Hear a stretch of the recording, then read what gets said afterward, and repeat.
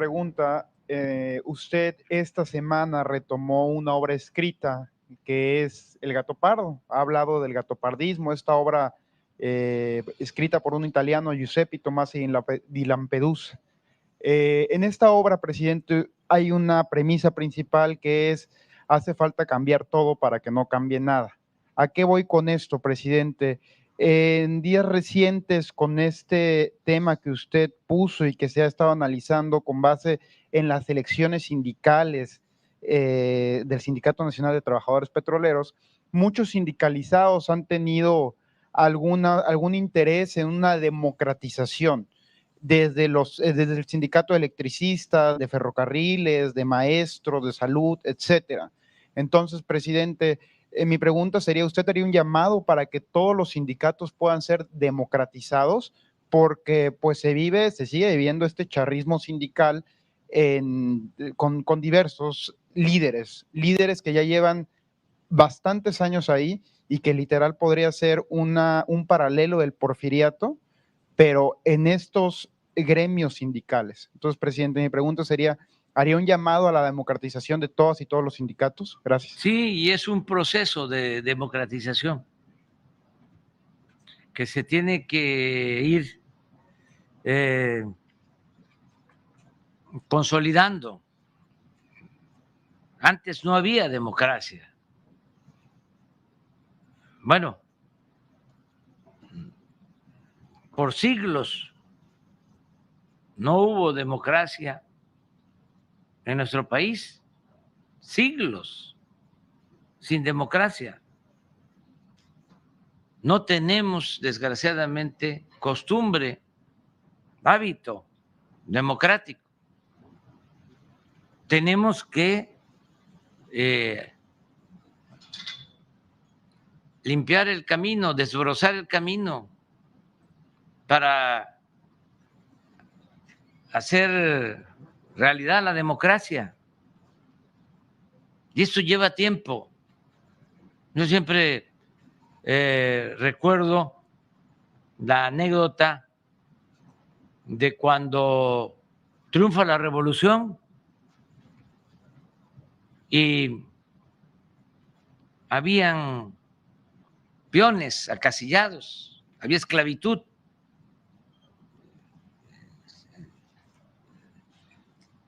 Con el porfiriato, haciendas, donde los peones estaban esclavizados. Era el hacendado el amo. Hasta para casarse, los peones tenían que pedir permiso al amo. Una novela de Arcadio Centella que narra de un diálogo entre unos novios, Casilda y Perico, y le dice Perico a Casilda: eran peones, ¿me querés, Casilda? Y ella contesta: ¿quién sabe si quiere el amo? Bueno, pero eso permaneció hasta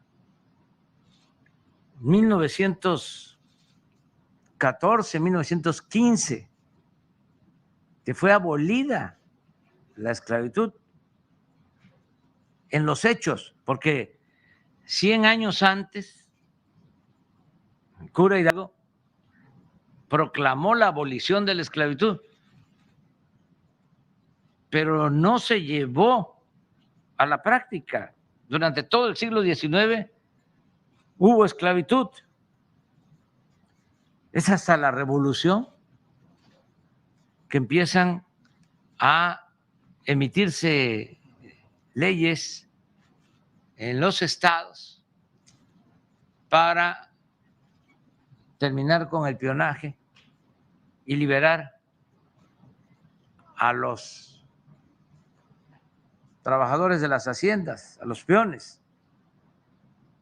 Bueno, llegaban los revolucionarios a las haciendas en 1915,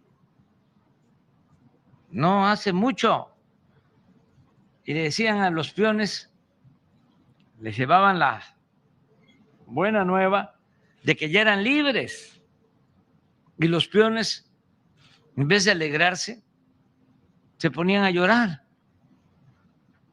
porque no sabían qué era la libertad. Allí en esas haciendas estaban enterrados sus tatarabuelos, bisabuelos, sus abuelos. Tuvo que pasar un tiempo para que empezaran a actuar como hombres libres. Eso es lo que pasa con el proceso democrático en nuestro país. ¿Cómo era antes? Pues imposiciones, pero antes, 3 siglos que desde España nombraban a los virreyes. ¿Cuál democracia? En el siglo XIX, imagínense, Santana 11 veces presidente de México, Porfirio Díaz 34 años como dictador. La revolución no avanzó en ese terreno, en lo democrático. Siempre también recuerdo lo que decía don Daniel Cosío Villegas. Se fue don Porfirio, pero se quedó doña Porfiria. Más de 70 años de dominio de un solo partido, con las mismas prácticas del porfiriato, el tapado,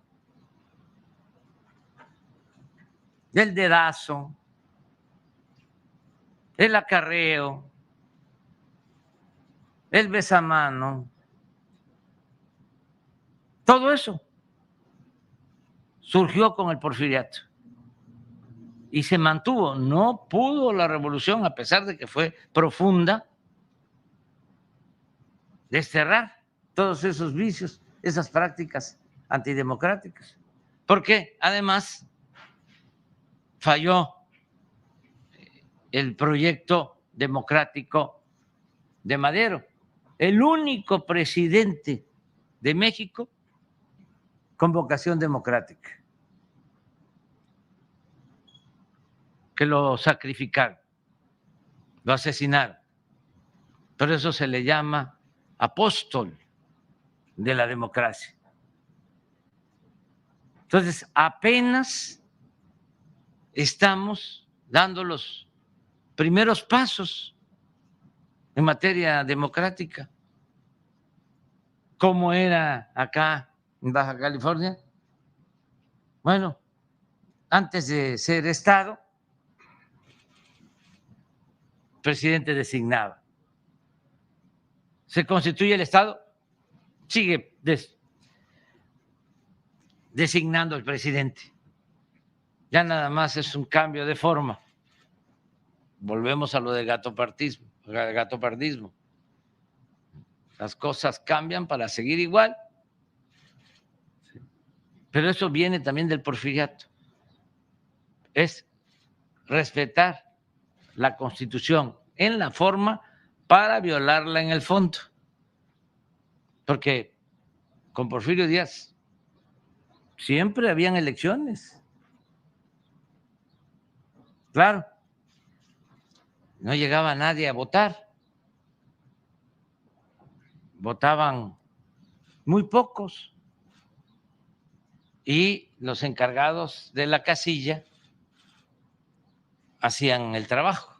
Bueno, pero esto todavía era vigente, esto para los jóvenes, hasta hace 20, 30 años. Se abrían las casillas, llegaban unos cuantos a votar. En algunos casos eran militares, empleados del gobierno, las monjitas. Ya a las 12, 1 de la tarde, ya no llegaba nadie, como eran los mismos que manejaban las casillas, hasta era costumbre decir, bueno, ya, vamos a empezar a trabajar y a rayar boletas y a hacer los paquetes. Acuérdense, vieron presidentes de la historia reciente que ganaban con el 90%.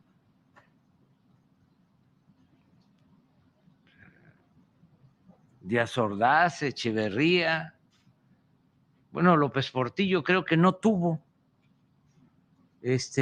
opositor. De la Madrid, pues debe haber obtenido como el 80 y tantos % de votos. Empezó con Salinas ahí, sí, ya no se pudo. Tuvieron que quemar las boletas y todo lo que ya sabemos. Pero es reciente el que estemos luchando porque haya democracia en la vida pública. Y esto también debe de traducirse en democracia en la vida sindical. Democracia en las universidades, democracia en la escuela, democracia en el hogar. Ahora, en efecto, se están democratizando por primera vez los sindicatos. ¿Qué está sucediendo? Acaban de haber elecciones en las secciones del sindicato petrolero. Todavía hay inercias, pero según me informan, ganó la oposición al grupo dominante, no sé si de 30 o 40 elecciones, ganó como 5 o 6 secciones. Pudieron haber ganado más, pero se dividieron. Yo nada más estoy comentando esto porque los trabajadores son los que tienen que decidir, pero es importante que se sepa. Antes, ¿qué sección ganaba la oposición? Ninguna, porque no había voto secreto. Tenían que mostrar su ficha para ir a votar y ahí estaban apuntando. Entonces, ya fueron 5 o 6. Es un avance. Y que me dicen, volvieron a quedar lo mismo. Pues sí,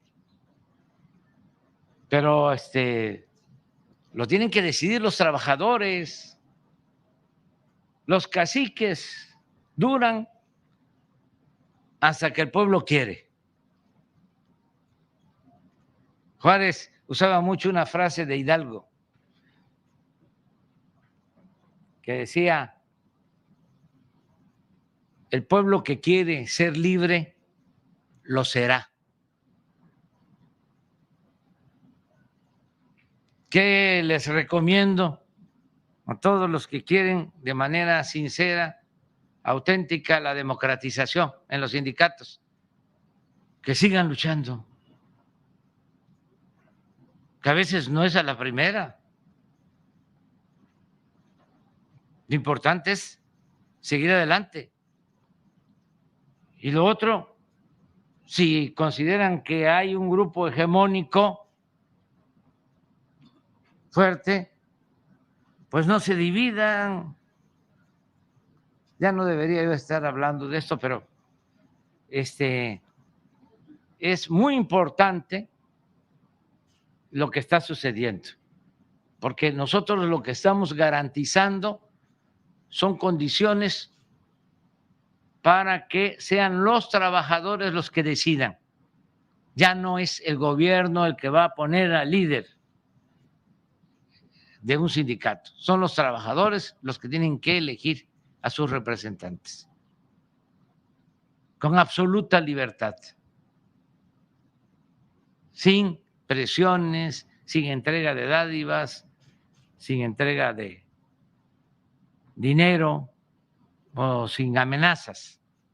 Pero hay que darse una sacudida en lo mental. Por eso hablamos de la revolución de las conciencias. No seguir pensando igual. Y también los nuevos dirigentes que no estén buscando quedarse en los cargos para hacer lo mismo. Caso de los sindicatos petroleros, sí. A ver, voy a buscar que ya no sean los mismos, pero yo voy a seguir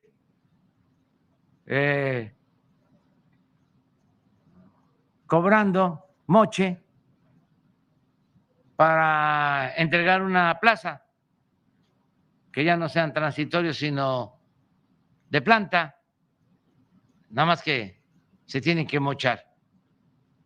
Eso no, es para representar y defender a los trabajadores. Hasta hace poco, saben que estábamos revisando el contrato colectivo de Pemex. Y como querían mantener privilegios los dirigentes, nos ofrecieron de que estaban de acuerdo en que se aumentara la edad de jubilación de los trabajadores. Los dirigentes que deberían de defender a los trabajadores, ofreciéndonos a cambio de prebendas para ellos, que se modificara el contrato colectivo para aumentar la edad de jubilación. Y le dijimos, no, ya no puedo repetir lo que dije en el Zócalo. Los mandamos, bueno, les dijimos que no. ¿Sí? ¿Que cómo íbamos a hacer eso? Pero así era. Entonces, se requiere de que todos participemos, todos. Pero es tu pregunta, ya responde. Otro compañero quedó.